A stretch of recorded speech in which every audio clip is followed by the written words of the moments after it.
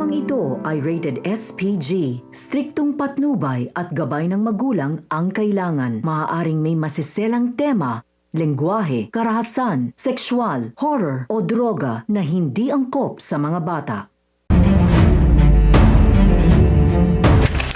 Isang mapagpalang araw mga kapamilya, narito ang mga pinakamainit na tagpo sa Blood vs. Duty. Pero bago ang lahat, kung bago ka pa lamang sa aking channel, ay huwag kalimutang mag-like, mag-share at mag-subscribe para lagi kang updated sa mga bagong recap na aking i-upload. Dumating ang mga tauhan ni Felix para isagawa ang kanilang plano pero hindi nila inaasahan na darating si Marcos Reyes sa tamang oras. Agad na sumiklab ang matinding bakbakan. Hindi lang si Marcos ang lumaban dahil ipinakita rin ni Jamila ang kanyang husay sa pakikipaglaban.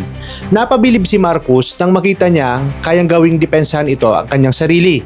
Dahil lihado na, napilitang umatras ang mga tauhan ni Felix at mabilis na tumakas. Kaagad namang isinakay ni Marcos sina Jamila, Tasha at ang iba pa sa kanyang sasakyan para masiguro ang kanilang kaligtasan. Samantala, nagingit-ngit sa galit si Felix matapos na namang mabigo ang kanyang plano. Pagdating sa bahay ni Marcos, nag-iingat muna siya at sinigurong walang sumusunod sa kanila bago kinumusta si Jamila. Doon niya nalaman na si Jalil mismo ang nagturo kay Jamila kung paano lumaban. Ngunit mas malaking revelasyon ang sumunod. Ibinunyag ni Jamila na siya ang anak ni Dato Roman. Lalong nagulat ang lahat nang marinig ito. Nang dumating sila sa loob ng bahay, at na nag-alala si Jalil para sa kapatid nito. Ngunit mas nagulat si Marcos nang mapansing parang magkakilala sina Jalil at Jamila. Mabilis namang nakapag-isip ng palusot si Jalil at sinabing nakilala niya si Jamila noong sinundo niya si Dato Roman.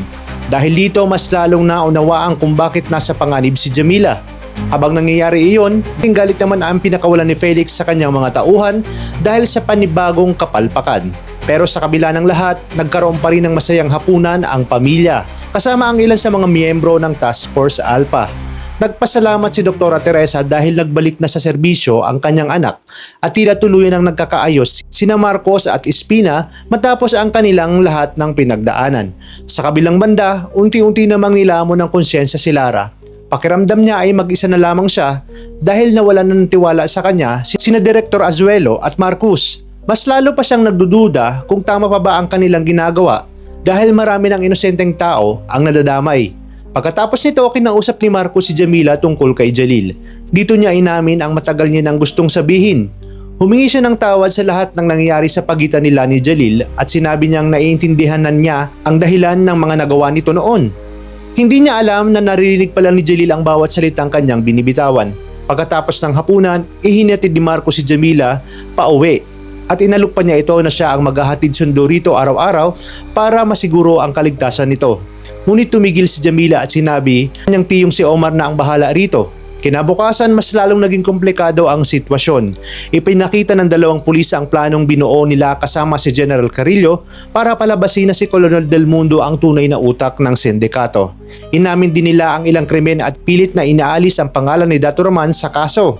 Ngunit kahit tila kapanipaniwala ang kanilang mga sinasabi, may kutob sina Marcos at Jalil na may malaking bagay na hindi pa nailalantad. At mukhang mas malaking sekreto pa ang mabubunyag sa mga susunod na kabanata ng Blood vs. Duty. Kaya naman tuloy-tuloy ang pagsubaybay dito. Maraming salamat sa inyong panonood at pagpalain tayong lahat, mga kapamilya.